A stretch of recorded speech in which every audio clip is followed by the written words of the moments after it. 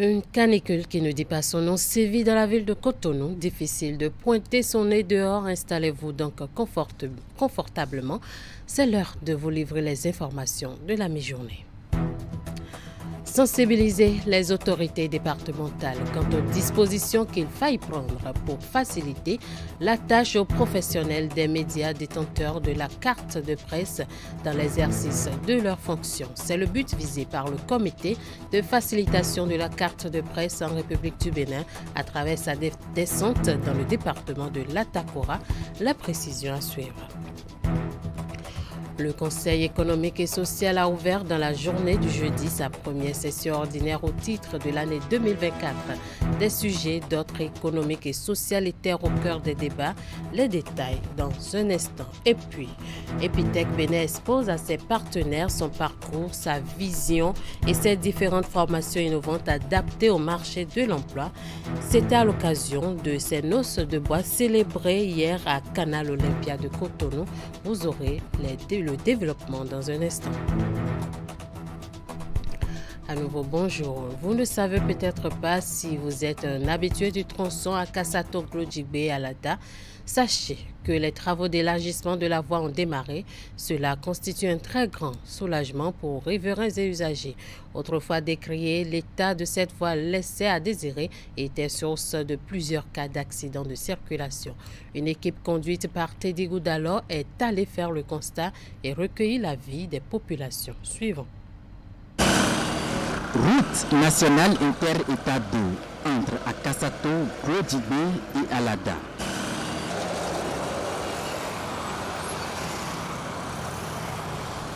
Les travaux d'élargissement de la chaussée principale sont déjà en cours et constituent une fierté pour usagers et riverains.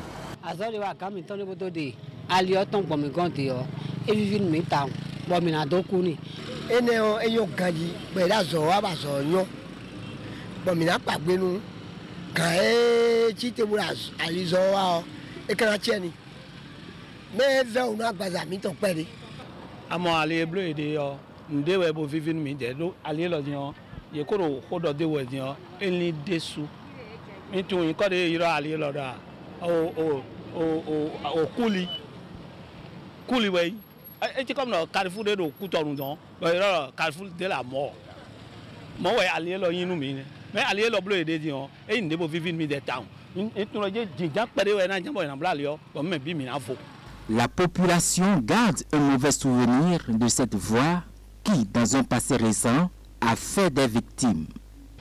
Alia de yido po noe do jijowe e dai hu noe no jodo gbero po san kuku e dai hu de bu agbeto do kuku e po moto da si dan blo e gbeme de yan li loko da yo pelu po san kuku le ogbeto no kura ilo jijan we we de bu no se gblo se gbla eni ole bi se na ponte misra mo eni ole dia le do keke kungbon le ro moto kungbon ba ro me vidu e ro me la du e eyin de bo nyira desu e double ali odion accident son ajea accident depo les accidents jegbon me gbeto no kuku egbeso accident son ajemo.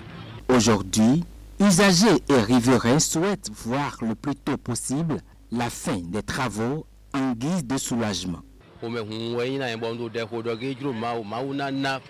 Président mi ton robo ena fo ali ro na mi bo mi na gbo je wa awon o de de nu iho ni ta oni de do ali lo blo dion ena chen me do iblo le ma ona pon ye be na pon ye bo mi meto vile ai mi ton na ja ilo ma o kana ga lo boy na blo le fo blo de do to me bo yin nde bo yin kuli le o ma na blo bo ena blo bi. Quand bien même le déroulement des travaux engendre des difficultés pour les commerçantes qui écoulent leurs marchandises au bord de la voie, elles sont déterminées à souffrir le martyre.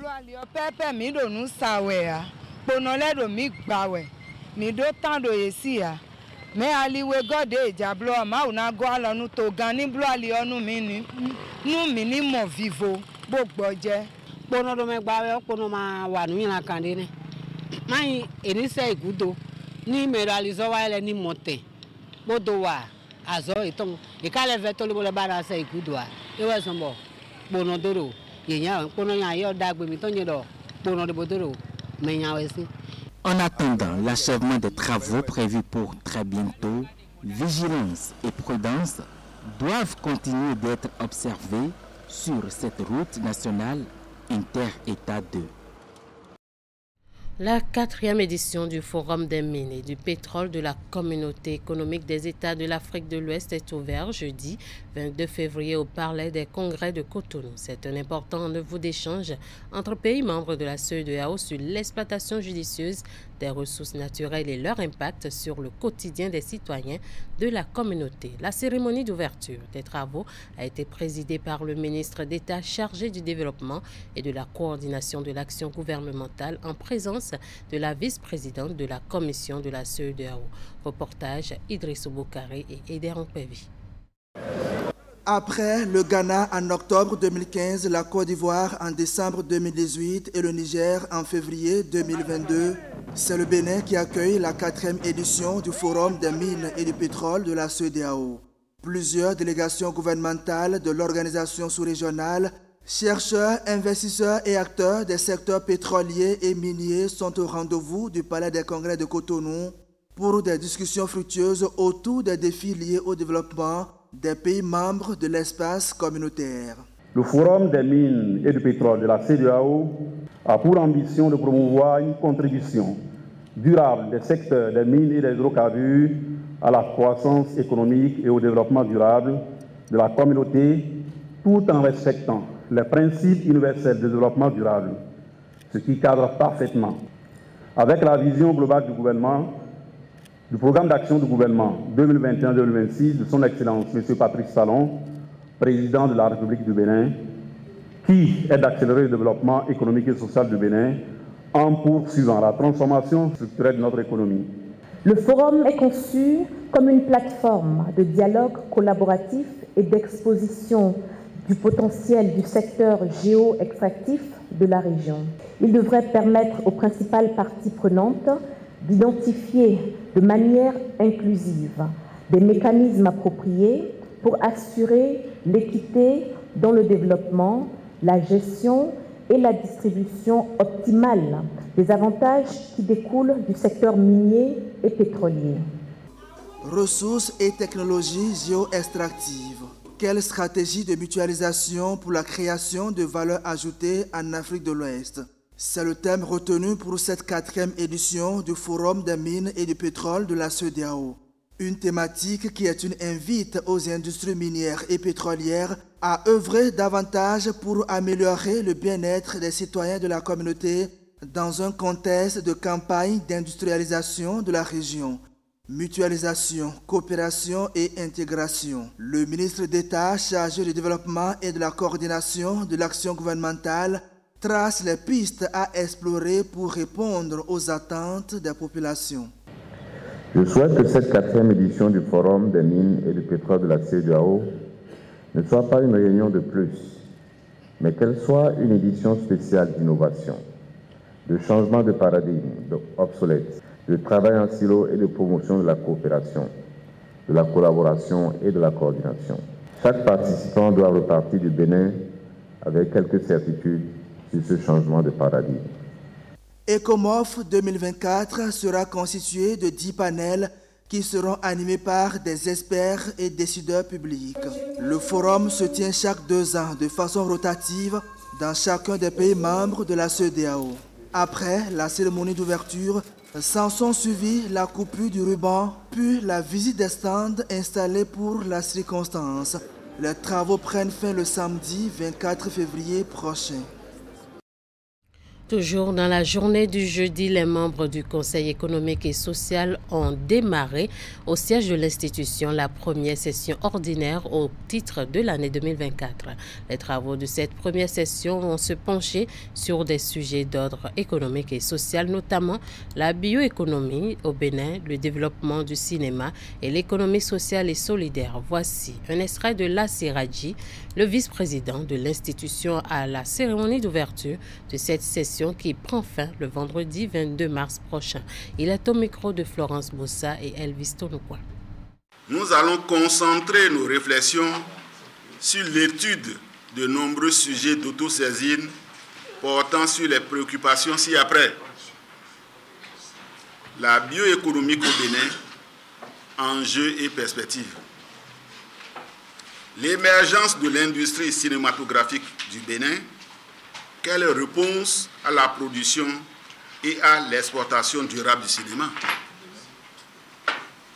Économie sociale et solidaire, quelle opportunité pour l'entrepreneuriat durable et le développement social et économique du Bénin. Dans cette perspective, il s'agira d'élaborer les thèmes de référence, de préparer les visites de terrain, d'en identifier les sites et d'élaborer les outils de collecte de données. La présente session ordinaire sera également consacrée à l'examen et à l'adoption du rapport d'activité du président au titre de l'année 2023 et du procès verbal de la première session extraordinaire de l'année en cours. Mercredi dernier, s'est ouvert à Cotonou un atelier de prévalidation des propositions d'initiative de services des communes bénéficiaires du projet de partenariat municipaux pour l'innovation femmes en politique locale. Cette rencontre a été initiée par l'Association nationale des communes du Bénin en vue d'examiner et valider les propositions d'initiative de services de chaque commune partenaire au projet. Elle a connu la participation de plusieurs élus municipaux du Canada. Le point dans ce reportage de Hugues Villingbe. Dans cette salle, des cadres et élus communaux du Bénin et du Canada. Ils sont ici dans le cadre d'un atelier de prévalidation des initiatives de services des communes bénéficiaires du projet de partenariat municipaux pour l'innovation femmes en politique locale. Il s'agit d'une activité de l'Association nationale des communes du Bénin. Il a pour objectif d'offrir un cadre d'échange aux participants pour examiner, apporter les éclairages nécessaires et valider les propositions d'initiative de services de chaque commune partenaire au projet. C'est une rencontre qui se veut pratique et expérientielle, en s'appuyant sur les connaissances existantes des participants. Au Bénin, depuis quelques jours, la délégation canadienne a visité en prélude à ces assises les communes de Kétou et d'Adjara. Elle se réjouit de la qualité de l'accueil qui lui a été réservé et tire des conclusions. Les sentiments qu'on ressent en ce moment, ce qu'on en dégage jusqu'à présent, c'est qu'il y a un sentiment de communauté fort chez vous, un besoin de renforcer vos collectivités, de préserver et mettre en valeur vos pratiques et vos savoirs respectifs. Et surtout, de renforcer la capacité des femmes à prendre place et à avoir leur place dans vos communautés. Financé par le gouvernement canadien à travers la Fédération canadienne des municipalités, le projet de partenariat municipaux pour l'innovation femmes en politique locale vise à contribuer à l'émancipation de la femme. L'objectif, c'est de promouvoir la présence des femmes aux postes électifs et nominatifs dans la gouvernance locale, d'une part, et d'autre part, d'accompagner les municipalités du Bénin à fournir des services municipaux inclusifs et sensibles aux genres et donc par conséquent adaptés aux besoins de toutes les populations, de toutes les couches de la population. Cet atelier est censé déboucher sur la préparation d'une ébauche de propositions d'initiatives de services municipaux à présenter aux conseils communaux concernés. Le projet de partenariat municipaux pour l'innovation femmes en politique locale est en cours de mise en œuvre dans 5 communes du Bénin, telles que Adjara, Bonou, Dassazoumé, Kétou et Ouessé. Monsieur Rafiou Olukou. Un autre atelier dans cette édition, mais cette fois-ci de bilan et de capitalisation de la mise en œuvre du mandat sanitaire vétérinaire. Les assises qui se tiennent à Boycon ont duré 4 jours. Elles ont servi de cadre à la validation de plans de formation initiale et continue sur le mandat sanitaire vétérinaire. Plus de détails avec Imet Hélène Amosso. Les assises se tiennent dans le cadre de l'appui du projet régional d'amélioration des systèmes de surveillance des maladies REDIC. La décision de sa tenue émane du ministère de l'Agriculture, de l'Élevage et de la Pêche à travers la direction de l'élevage. La rencontre réunit un peu plus d'une 50aine de personnes provenant de toutes les parties prenantes à la mise en œuvre du mandat sanitaire vétérinaire au Bénin. Cet atelier est le lieu pour nous de voir ce qu'on a pu faire et quelles sont les pistes pour que le mandat sanitaire puisse se pérenniser. Il nous permettra aussi de partager avec vous l'expérience qu'on a eu à faire avec la formation des agents publics en épidémiologie de terrain qui vont présenter un peu ce qui a été fait réellement avec ces acteurs. Vous n'êtes pas sans savoir que le mandat sanitaire vétérinaire, avec ses 4 missions, requiert des compétences. Pour mettre en œuvre la surveillance épidémiologique, il faut être capacité pour, au-delà donc de la formation initiale de médecins vétérinaires, les compétences méritent d'être renforcées. C'est pour ça que le projet REDICE a initié la mise en place de programmes de formation continue pour les vétérinaires déjà dans le mandat sanitaire, mais la formation initiale pour les nouveaux demandeurs, les aspirants au mandat sanitaire vétérinaire au Bénin. Prévu pour se dérouler en 2 phases, cet atelier bilan du mandat sanitaire servira également de cadre à la validation du plan de formation initiale et continue du mandat. Le rendez-vous est aussi l'occasion pour faire la restitution du bilan de la formation FETP Frontline du personnel de santé animale et humaine. Nous avons aujourd'hui l'engagement, la volonté d'aller vers une sédentarisation de nos élevages. Sédentariser appelle également d'autres défis auxquels nous devons faire face sur le plan sanitaire. C'est pourquoi des professionnels de santé animale qualifiés et aptes à accompagner cette dynamique permettraient essentiellement de faire du résultat. Je voudrais donc remercier tous ces partenaires-là, la Banque mondiale en tête, le projet REDICE, la FAO, l'USAID, qui font confiance à notre pays et qui ont compris qu'il était temps que la direction de l'élevage et notre profession puissent vraiment être au service de notre pays. Donc je voudrais formuler l'espoir que nous qui sommes concernés par ce défi à relever, que nous allons tous nous tourner vers un travail de qualité. Au thème des 4 jours de travaux, il est attendu, entre autres, que les livrables du consultant de la mission d'élaboration du plan et des modules de formation initiale et continue du mandat sanitaire vétérinaire soient validés et que des propositions pour le renforcement et la pérennisation du mandat sanitaire et vétérinaire soient formulées. Je l'annonçais en début d'édition, le président du comité de facilitation de la carte de presse en République du Bénin était mercredi dernier au bureau du secrétaire général de la préfecture de l'Atakora. Michel Aounon, en mission itinérante, y est allé pour sensibiliser les autorités départementales quant aux dispositions qu'il faille prendre pour faciliter la tâche aux professionnels des médias détenteurs de la carte de presse dans l'exercice de leurs fonctions. Au cours de cet entretien, le secrétaire général du département a pris l'engagement de veiller à ces différentes dispositions afin que le journaliste détenteur de la carte professionnelle puisse faire son travail dans la quiétude. Écoutons chacun d'eux à la sortie de l'audience au micro Canal 3 de Régis Hippolyte Agosso. Nous avons entamé une mission itinérante depuis décembre dernier pour aller à la rencontre des autorités administratives au niveau des départements, notamment les préfets, afin de leur rappeler les dispositions d'ordre réglementaire qui encadrent la détention de la carte de presse dans notre pays et faire en sorte qu'avec leur appui, leur accompagnement et leur soutien, que ce que les tests ont prévu soit effectivement mis en œuvre au niveau de chaque département. Et ce que nous demandons, ce que nous disons, c'est déjà prévu par les tests. Et donc nous n'avons pas inventé, donc nous leur demandons juste d'avoir un regard, nous attirons l'attention sur la mise en œuvre effective des dispositions liées à la détention de la carte de presse au Bénin.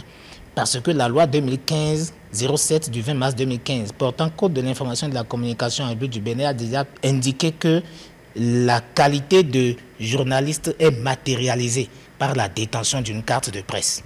Et la haute autorité de l'audiovisuel de la communication, qui est l'institution chargée de la régulation des médias, qui est chargée de délivrer les cartes de presse, a rendu une décision. Et dans cette décision, il est déjà mentionné que les autorités du Bénin et celles des pays hôtes sont priées de faciliter aux détenteurs de la carte de presse l'exercice de leur profession. Donc, tout ce qui a comme facilité à accorder aux journalistes pour qu'ils puissent accomplir diligemment sa mission, qui est une mission de service public, que cela soit fait. Et c'est le message que nous portons aux autorités, notamment les préfets, les secrétaires généraux des départements, afin qu'en collaboration avec les directions départementales de la police, pour ce qui concerne les tracasseries policières, la protection du journaliste, vous prenez le code de l'information, c'est indiqué que le journaliste qui est dans sa carte de presse a droit à la sécurité de sa personne et de son matériel. Et que quand la police départementale sera sensibilisée pour cette cause, quand l'ensemble des directions départementales des structures de l'État autour du préfet sont informées et sensibilisées à cet effet, nous puissions bénéficier de leur accompagnement, de leur soutien pour la mise en œuvre effective des dispositions qui arrangent et qui facilitent la tâche aux journalistes dans l'exercice de leur mission, qui est une mission d'intérêt public. C'est vrai qu'à notre niveau, nous n'avions pas toutes les informations. Nous ne sommes pas appropriés tous les tests réglementaires qui régissent le métier professionnel de médias. Mais aujourd'hui, avec l'information qui nous est parvenue, je crois que nous allons prendre en avant les dispositions pour d'abord nous les approprier nous-mêmes et également vulgariser donc ces tests réglementaires pour que toute autorité politique ou administrative, tous qui sommes de l'action publique, nous puissions donner ce qui revient aux professionnels des médias dans notre département. Epitech Bénin expose à ses partenaires son parcours, sa vision et ses différentes formations innovantes adaptées au marché de l'emploi. C'est à l'occasion de ces noces de bois. L'événement a été célébré hier à Canal Olympia de Cotonou. Ingrid Deonpevi pour les détails. Aujourd'hui, on n'a que des constats positifs sur l'adoption du projet Epitech par le Bénin et par la sous-région. Bilan très positif. 3 mots qui retracent et résument les 5 ans d'expérience d'Epitech Bénin sur le territoire national. Créé en 2019, ce campus qui allie l'éducation à la technologie ambitionne d'être une université de référence dans la technologie en Afrique de l'Ouest. Epitech Bénin forme des talents qui participent à la transformation numérique de l'Afrique. Ceci grâce à l'agence de développement de Semcity, au sein de laquelle ce campus s'est développé. Alors, on a démarré en 2019 avec une promotion de 21 étudiants. Aujourd'hui, on rend des promotions chaque année de 180 à 200 étudiants. Donc, sur les 5 dernières années, nous avons pu former 700 étudiants, dont 200 sont déjà sur le marché du travail. Si on a des stats, pour aller un peu plus loin, on a 18% de filles, même si on ambitionne d'aller à 30%. On a un taux d'insertion professionnelle aujourd'hui de 96% de nos étudiants, une fois arrivés sur le marché du travail.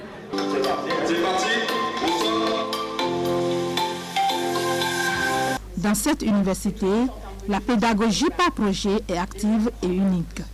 Des formations innovantes adaptées au marché de l'emploi. C'est une pédagogie très spéciale où il n'y a personne qui vous donne du savoir. Vous allez aller chercher le savoir par vous-même. Ce que nous allons nous faire, c'est créer le cadre et les challenges et tout le contexte qui va vous emmener à faire la gymnastique cérébrale cognitive pour aller chercher les solutions. Et c'est ce à quoi on vous forme pendant 3 à 5 années. Créer les solutions vous-même, aller les chercher. Et comme ça fera de vous des professionnels polyvalents qui n'auront pas besoin d'un bagage technique préalable avant d'aborder les challenges. Autant de prouesses qui ont été exposés à cette rencontre dédiée aux noces de bois d'Epitech Bénin.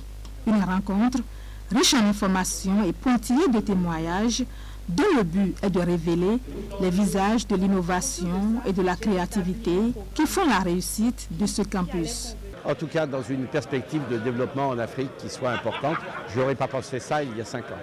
Non seulement il se porte bien, mais il est même plutôt au-delà de ce que je pensais, puisque on est 5 ans après déjà en position d'aller dans d'autres pays d'Afrique et donc d'apporter notre savoir-faire sur la formation des jeunes dans le domaine des technologies de l'information avec Epitech.